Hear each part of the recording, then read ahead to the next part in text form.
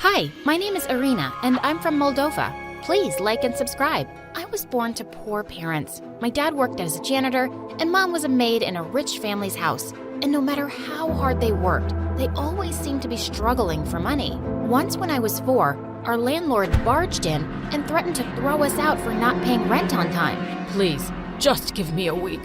Irina fell ill this month, and we had to spend money on her medicines. I promise, I'll pay the rent soon. Just then, the landlord's eyes fell on the silver chain Mom was wearing. Why don't you give me that chain till you arrange the money? Mom reluctantly took it off and gave it to him. It was the only jewelry she had, and I was so angry she had to give it away. Dad, I'll go to work with Mommy and we'll get some extra money.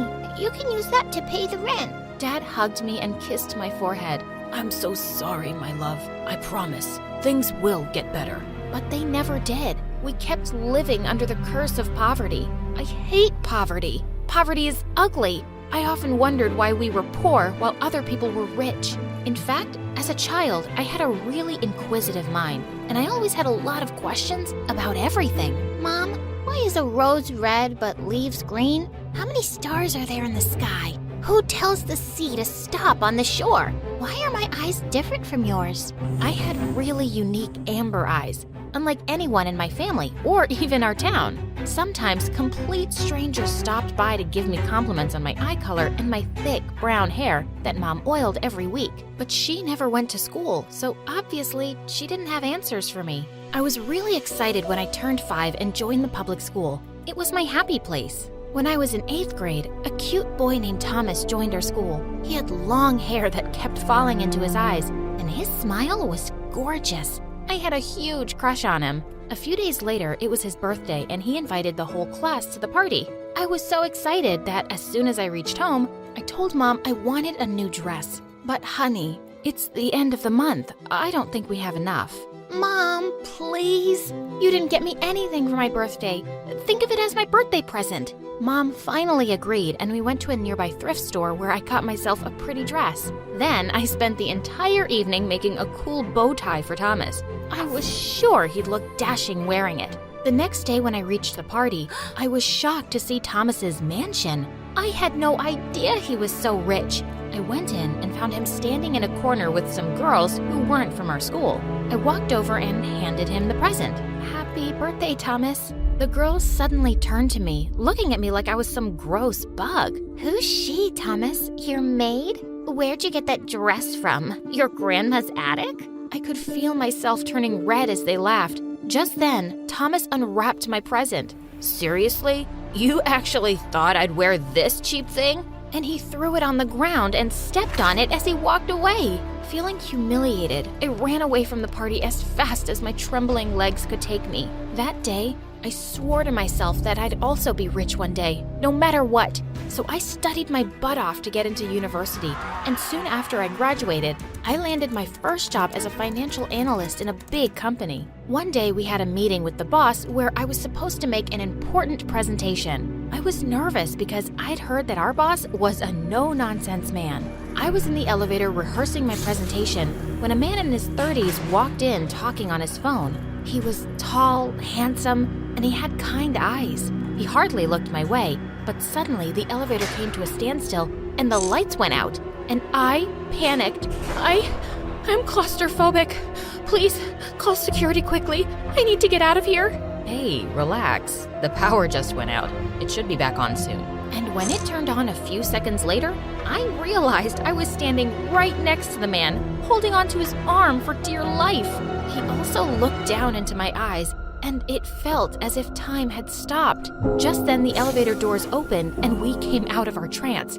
I mumbled an apology and rushed to my meeting. Thankfully, the boss hadn't arrived yet. But when he did, my jaw dropped to the ground. It was the elevator guy. He looked a little startled when he saw me, but then he pretended as if we'd never met before.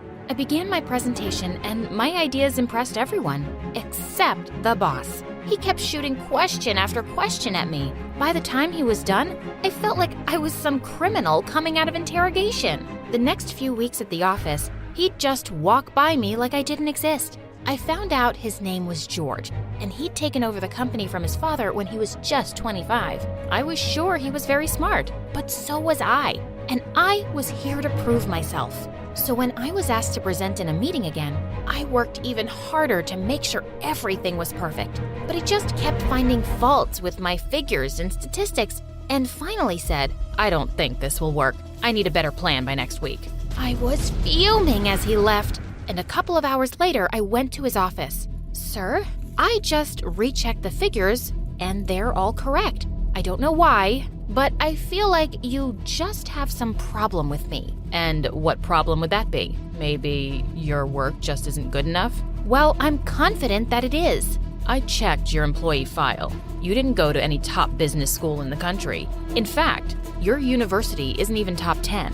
"It's what I could afford with a scholarship. Not everyone is just born a millionaire, sir." I regretted the words as soon as I said them, but I felt too proud to apologize. He got a phone call just then and ran out of there. I was certain I was going to be fired. As I left the office that evening, I was waiting to cross the road when suddenly it started raining. Just as I was about to dash for cover, someone held an umbrella over me, and I looked up to see that it was my boss. We never finished our conversation. I'm sorry that I offended you. "So then, you're not gonna fire me?" I want to, but not for the reason you think. "What? What do you mean?" Suddenly, he took my hand and my heart was racing. I'm in love with you, Irina. I fell in love that first day in the elevator. I've tried to ignore my feelings and you, but you're all I can think about. And it wouldn't be appropriate to ask an employee to marry me. I was shocked beyond words. My boss wanted to marry me? I don't know what to say. I don't need an answer right away. Take your time to think about it. His kind smile was so reassuring, and on an impulse, I leaned forward and kissed him gently. He dropped his umbrella as he put his arms around me, and we had a perfect first kiss in the rain. I told my parents about it, and they were beyond happy. Irina, this is a match sent from heaven. You'll never have to worry about money in your life again. Although I didn't know too much about George, everyone at the office always spoke highly of him. And yeah, there was an age gap between us, but it didn't bother me. I really liked him. So I said yes, and we got married a week later. My life after marriage was the stuff dreams are made of. George loved me to bits and pampered me with expensive gifts, vacations to exotic places, and every comfort in the world. He even insisted on helping my parents out, and I sent them money every month. Over 5 happy years, we became parents of 2 beautiful girls, Sophia and Kira. Both of them had amber-colored eyes just like me and were super cute. But when Sophia was 3 and Kira was 1, my world came crashing down. George was coming back from a meeting in London when his plane crashed, and I lost him forever. I was absolutely devastated, but I knew I had to stay strong for my girls. A couple of weeks later, I had some unexpected visitors at my doorstep. It was a lady with teenage kids, and she looked mad at me. Who are you? And what are you doing in my house? "Excuse me? This is my house." You wish.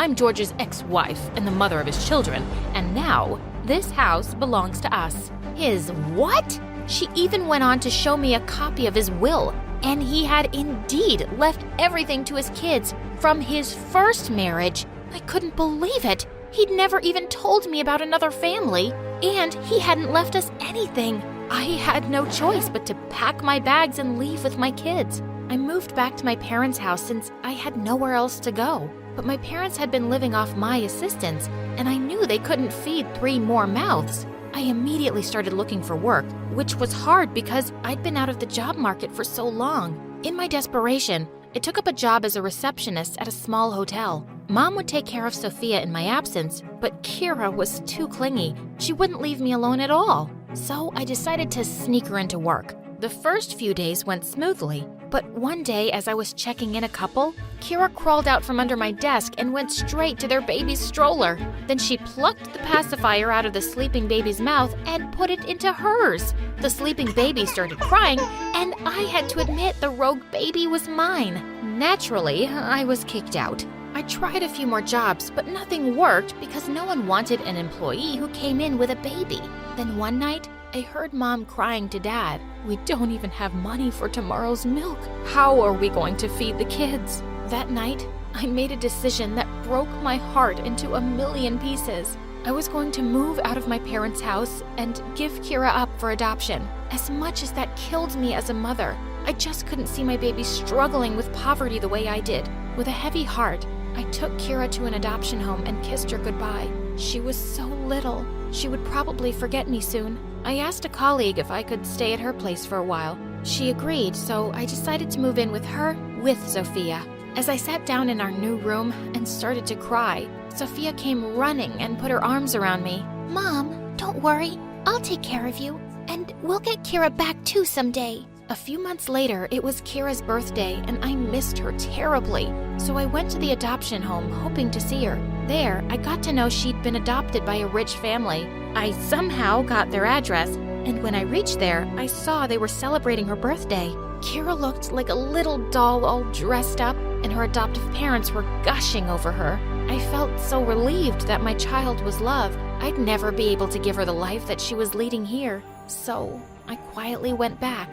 I started doing odd jobs until I finally got hired as a junior accountant in a department store. The store's owner was super impressed with what a fast learner I was. I got quickly promoted as the senior accountant. Over time, I invested in some stocks whose prices shot up drastically in a few months.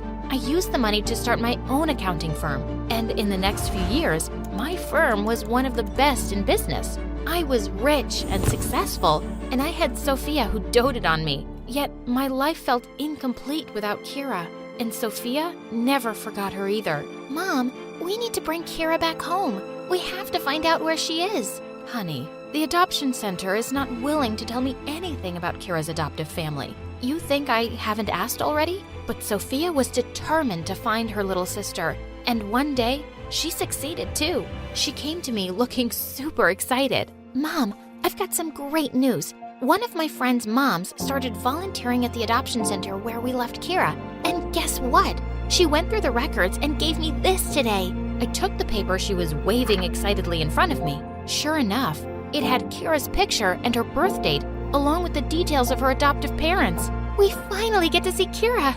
We'll be a family again. Let's go to this address and bring her back. Sophia, it's not that simple. We don't even know if Kira knows she's adopted. So what? We can tell her. And what about her adoptive parents? They cared for her all these years. And now we'll just go and ask them to give us our Kira back? Mom, I don't care. We've waited so long to find out where Kira is. And now we can't just sit and do nothing about it. Now I had no choice but to tell her that I knew where Kira was all along. You knew? I've been looking for my sister like a crazy person all this while, and you knew everything and still kept quiet? How could you do that, Mom? Sophia, please don't be mad at me. I'm already so scared that Kira must hate me for abandoning her. I won't be able to take it if you start hating me too. As my voice broke, Sophia immediately softened and hugged me. I could never hate you, Mom. I've seen everything you had to go through for me. I promise to give you all the happiness you deserve. It was my birthday a week later, and Sophia said she'd reserved a table at my favorite restaurant and asked me to meet her there for dinner. When I reached the restaurant, I spotted Sophia and walked over to her table, but my heart almost stopped when I saw another girl sitting there too. She was around 12, and she was beautiful, with her thick, long hair and amber eyes. Kira, is that you? Kira looked just as stunned to see me. Mom, I found Kira, and I told her everything. She doesn't hate you, okay? She really wanted to see you. And suddenly, all that pain I'd been carrying in my chest for years became too overwhelming, and I started crying like crazy. Kira stepped forward and put her arms around me, and I hugged her like I'd never let her go. I missed you so much, my baby. Every single day, I didn't forget you for a moment. I still hear your voice calling me.